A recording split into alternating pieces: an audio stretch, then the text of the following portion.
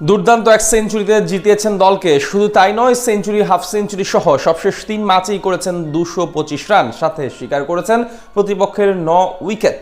এমন দুর্দান্ত পারফরমেন্স দেখিয়ে এবার জাতীয় দলে আসতে চলেছেন বিশ্বমানের এক পেস অলরাউন্ডার, যার ব্যাটিং বোলিংয়ের দ্বিমুখী সাফল্য দারুণ সম্ভাবনা হতে পারে টাইগারদের জন্য।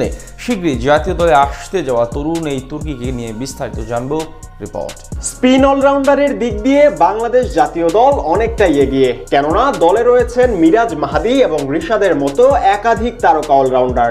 তবে পেস অলরাউন্ডারের প্রশ্নে বরাবরই অনেকটা পিছিয়ে টিম টাইগার্স। দলে কখনোই তেমন একটা মানসম্মত পেস অলরাউন্ডার ছিল না বললেই চলে। যদিও সাম্প্রতিক সময়ে সাইফুদ্দিন এবং তানজিম সাকিবের অলরাউন্ড পারফরমেন্সে সেই আক্ষেপ অনেকটাই চাপা পড়েছে। তাদের সাথে এবার যুক্ত হতে চলেছে আরও এক বিশ্বমানের পেস অলরাউন্ডার, যার আগমনে নতুন দিগন্ত উন্মোচিত হতে পারে দেশের ক্রিকেট অধ্যায়ে। বলছিলাম বাংলাদেশ অনূর্ধ্ব-19 দলের অলরাউন্ডার রিজান হুসাইনের কথা। দুর্দান্ত ব্যাটিং এর পাশাপাশি ডানহাতি মিডিয়াম পেস বোলিং এও এক কথায় অসাধারণ এই খুদে টাইগার। সম্প্রতি একের পর এক ম্যাচ উইনিং পারফর্ম করে সবার নজর কেড়েছেন তিনি। এমনকি গেল দিনই তার দায়িত্বশীল সেঞ্চুরির সুবাদে 87 রানের বিশাল এক জয় পায় বাংলাদেশ দল।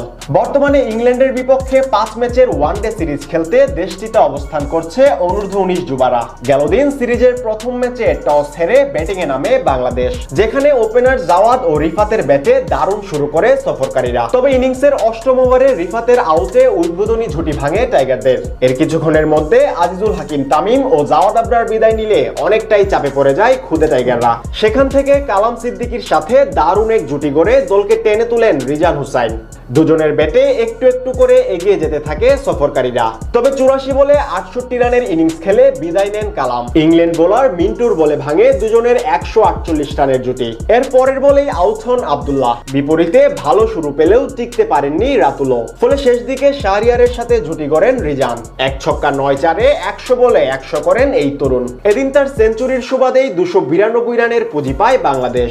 জবাবে ব্যাট করতে নেমে 205 রানেই অল আউট হয় ইংল্যান্ড, যেখানে বল হাতেও 1 উইকেট শিকার করে নেন অলরাউন্ডার রিজান।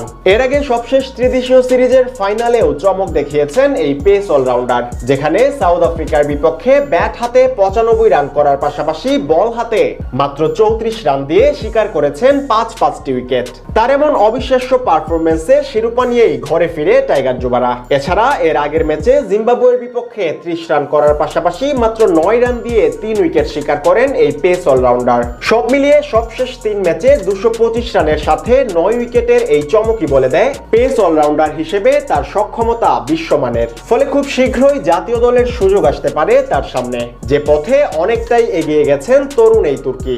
এমনকি সবকিছু ঠিক থাকলে রিজানের হাত ধরেই ঘুচতে পারে টাইগারদের বিশ্বমানের পেস অলরাউন্ডারের দীর্ঘদিনের ঘাটতি।